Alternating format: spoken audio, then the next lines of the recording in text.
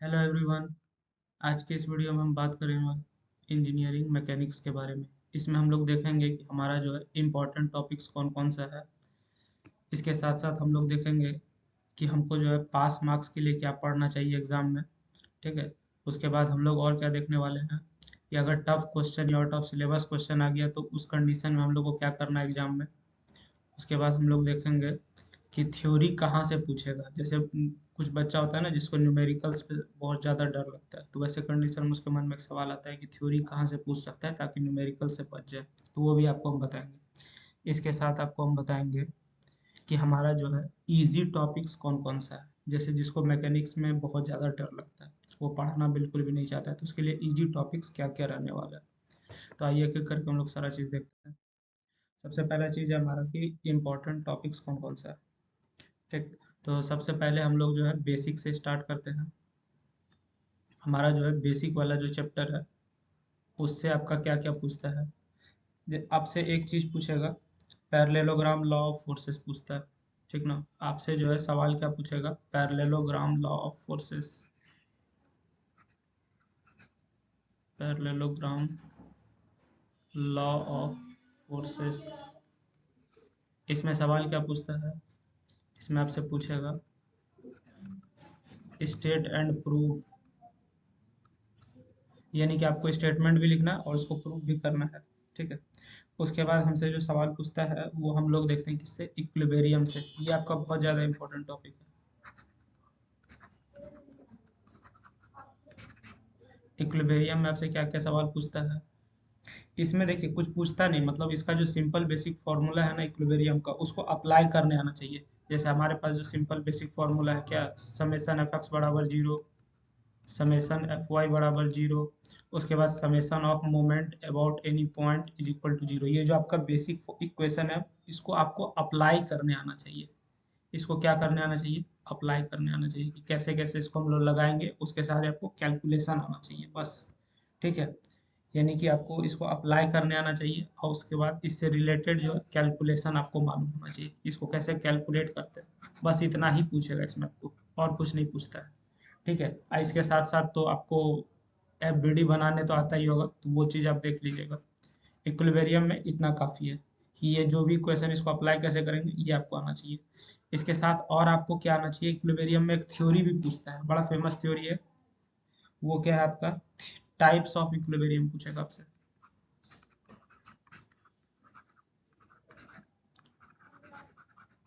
Types of equilibrium पूछता है। Types of equilibrium में क्या, वही स्टेबल अनस्टेबल वाला जो है वो पूछेगा आपका। स्टेबल, अनस्टेबल और न्यूट्रल वाला जो इक्विलिब्रियम है वो आपसे पूछने वाला है। तो ये चीज़ आप देख लीजिएगा, ये थ्योरी के पॉइंट ऑफ व्यू से ज़्यादा इंपॉर्टेंट है। इतना हो गया इक्विलिब्रियम से और बेसिक से, इसके अलावा कुछ नहीं पूछता है। बस आपको ये तीनों इक्वेशन अप्लाई करने आना चाहिए, इतना काफ़ी है। अब हम लोग बात करते हैं अगला टॉपिक फ्रिक्शन का। इसमें एक और चीज़ देख लीजिएगा, फोर्स का बेसिक्स देख लीजिएगा। फोर्स क्या होता है, ठीक ना, सिस्टम ऑफ फोर्स क्या होता है। ठीक। तो वो चीज़ भी आप देख लीजिएगा, ये आपको काम देगा, इससे थ्योरी लिखने आ सकता है। जैसे आपसे पूछ देगा ट्रांसमिसिबिलिटी के बारे में पूछ देगा, तो वो सब के लिए आप देख लीजिएगा। फर्स्ट चैप्टर बेसिक और इक्विलिब्रियम से इतना काफ़ी है, इससे ज़्यादा कुछ नहीं पूछता है। इसके बाद हम लोग बात करेंगे इसका, फ्रिक्शन का बात करेंगे।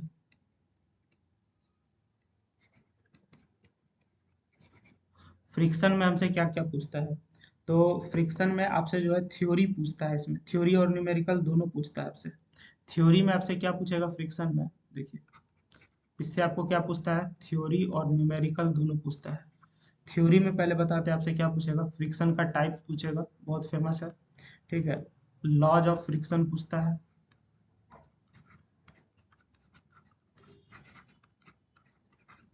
इसके साथ साथ आपको स्क्रू जैक पढ़ लेना है। आप चाहें तो वेज ऑफ फ्रिक्शन भी पढ़ सकते हैं। ठीक है, ये भी आपके लिए इंपॉर्टेंट रहेगा। तो थ्योरी के नाम पे इतना पूछता है। उसके बाद इसमें एप्लीकेशन पे बेस्ड क्वेश्चन पूछेगा आपसे। इसमें और क्या पूछता है, न्यूमेरिकल्स पूछता है। तो क्वेश्चन 5-6 टाइप का ही क्वेश्चन है, आप सारा देख के जाइएगा। ठीक ना, 5-6 टाइप का क्वेश्चन आप जो है सारा देख के जाइएगा। इसके बाद हम लोग बात करते हैं किसमें, बेसिक स्ट्रक्चर एनालिसिस का।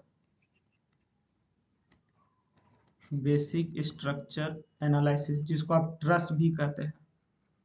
ठीक है, इसमें हम लोग क्या पढ़ते हैं, मेनली ट्रस के बारे में पढ़ते हैं। तो ट्रस में आपसे जो है ज़्यादा कुछ नहीं पूछता है, बस तीन चीज़ पूछता है।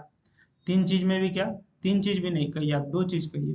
पहला तो आपको इस पे क्वेश्चन देगा, तो क्वेश्चन दो ही जगह से पूछता है। पहला कहाँ से क्वेश्चन पूछता है, मेथड ऑफ सेक्शन से पूछेगा। इसलिए आपको क्या करना है, मेथड ऑफ सेक्शन को अच्छे से पढ़ लेना है और उस पर कम से कम एक क्वेश्चन सही से प्रैक्टिस करके जाना है। मेथड ऑफ सेक्शन से पूछेगा। दूसरा कहाँ से पूछता है, मेथड ऑफ ज्वाइंट से पूछता है। ठीक है, इसके बाद आपको और कहाँ से पूछेगा, इसमें एक और चीज जो पूछता है, बीम्स और उसका टाइप्स पूछता है।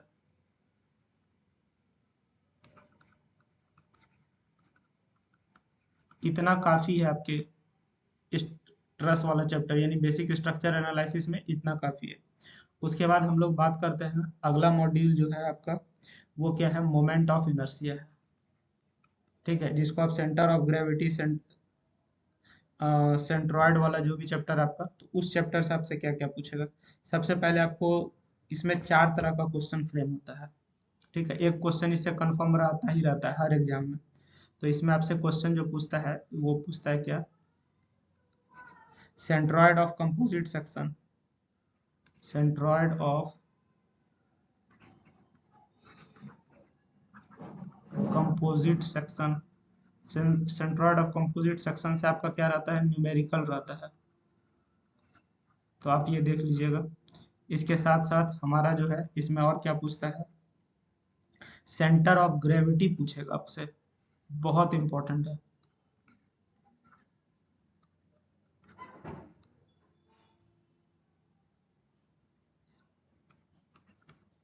Centre of gravity and implications. और मोमेंट ऑफ इनर्शिया से आपसे क्या पूछता है, थ्योरम्स पूछता है। Theorems of moment of inertia. ठीक है, मोमेंट ऑफ इनर्शिया में जो भी थ्योरम है, दो तरह का थ्योरम है, आप दोनों देख के जाइएगा। और उस थ्योरम का आपसे प्रूफ पूछेगा। ठीक है, इसके अलावा टी सेक्शन और आई सेक्शन का मोमेंट ऑफ इनर्शिया आपको निकालने आना चाहिए, वो भी इंपॉर्टेंट है। ठीक है, इसके साथ साथ आप एक और चीज इसमें देख लीजिएगा, मोमेंट ऑफ इनर्शिया जो है कंपोजिट सेक्शन का न्यूमेरिकल पूछता है, बस इतना ही काफी है इसमें। मोमेंट ऑफ इनर्शिया आपको निकालने देगा किसका, कंपोजिट सेक्शन का, इससे न्यूमेरिकल पूछेगा। तो बस ये चार टॉपिक आप देख के जाइए,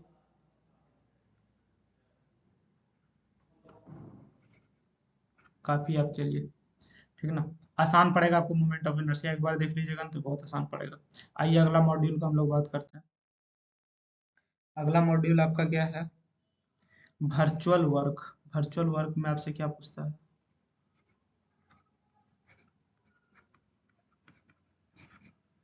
वर्चुअल वर्क देखिए, आपको भले बहुत ज़्यादा मुश्किल टॉपिक लगेगा, लेकिन ये है बहुत आसान चीज़। ठीक है, वर्चुअल वर्क से मात्र दो तरह का सवाल पूछता है। पहला आपसे क्या पूछेगा, प्रिंसिपल ऑफ वर्चुअल वर्क, कि वर्चुअल वर्क का प्रिंसिपल क्या है।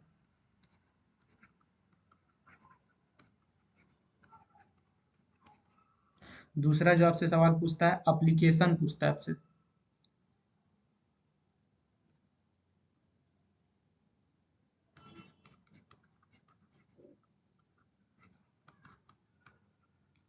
Applications of energy method for equilibrium,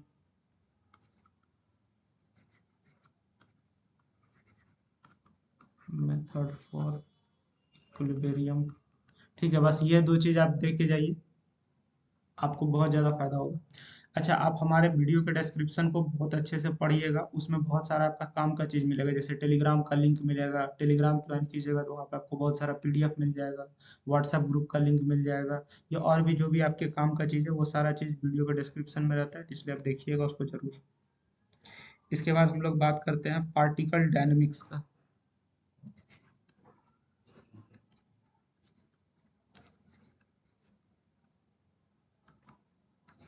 particle dynamics से आपसे सवाल जो पूछता है, इसमें भी दो तरह का सवाल पूछता है, एक मोशन से रिलेटेड, यानी कि रेक्टिलिनियर और कर्विलिनियर मोशन। रेक्टिलिनियर और कर्विलिनियर मोशन पूछेगा आपसे। ठीक है। इसके अलावा जो दूसरा टॉपिक इससे पूछता है वो आपका क्या है, वर्क पावर एनर्जी और इम्पैक्ट से सवाल पूछेगा। वर्क पावर एनर्जी और इम्पैक्ट से सवाल पूछता है।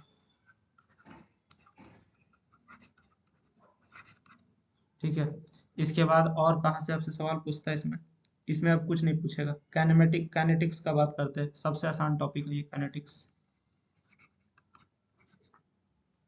काइनेटिक्स ऑफ रिगिड बॉडी, ये जो है आपका बहुत आसान टॉपिक है। इसमें आपसे सवाल क्या पूछता है, जनरल प्रिंसिपल्स पूछता है।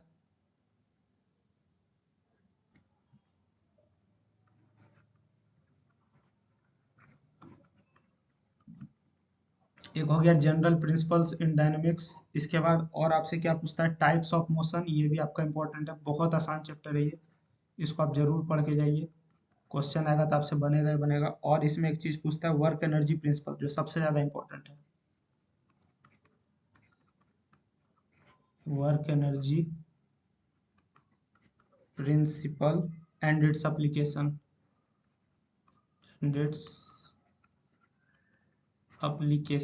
ठीक है, इतना आप पढ़ लीजिएगा, काफी है। उसके बाद लास्ट चैप्टर हमारा जो बच जाता है, लास्ट मॉड्यूल, वो क्या, मैकेनिकल वाइब्रेशंस।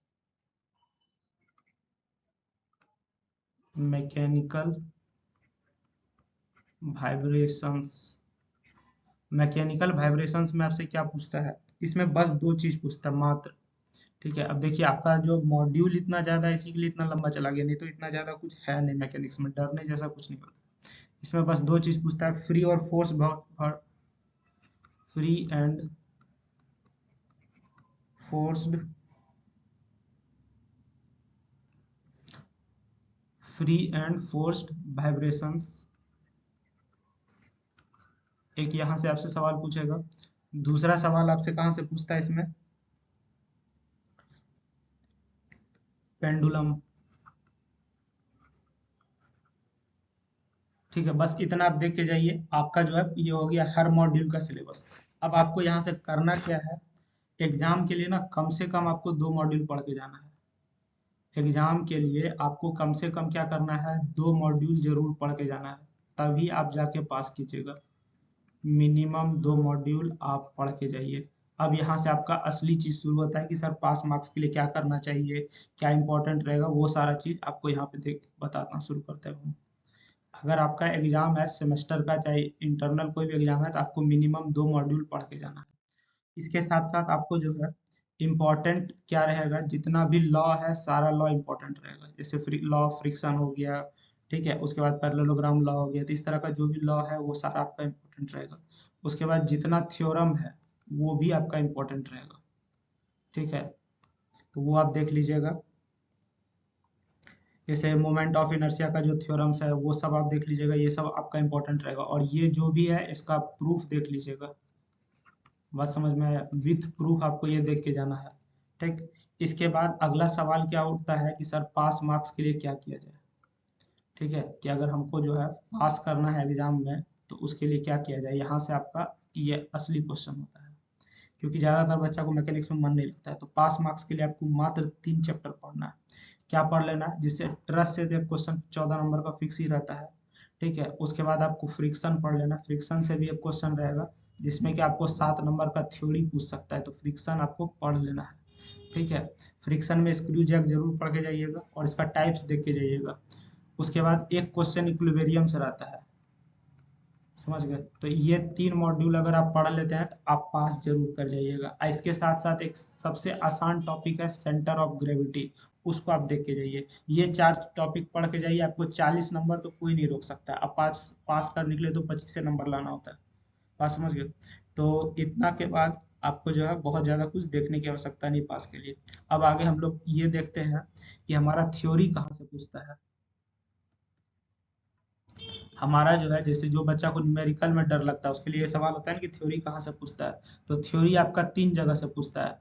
पहला आपसे फ्रिक्शन पूछेगा, ठीक है, इसमें टाइप्स वगैरह पूछता है। स्क्रू जैक का थ्योरी पूछ सकता है आपसे। उसके बाद वर्चुअल वर्क में इसका प्रिंसिपल पूछता है। इक्विलिब्रियम में टाइप्स ऑफ इक्विलिब्रियम पूछेगा आपका थ्योरी के नाम पे, या फिर फोर्स के बारे में पूछेगा, वर्चुअल वर्क से पूछेगा। ठीक है, एक इक्विलिब्रियम में क्या बोले, टाइप्स या फिर फोर्स से रिलेटेड पूछता है, और उसके बाद ट्रस्ट से थ्योरी पूछता है। ठीक ना।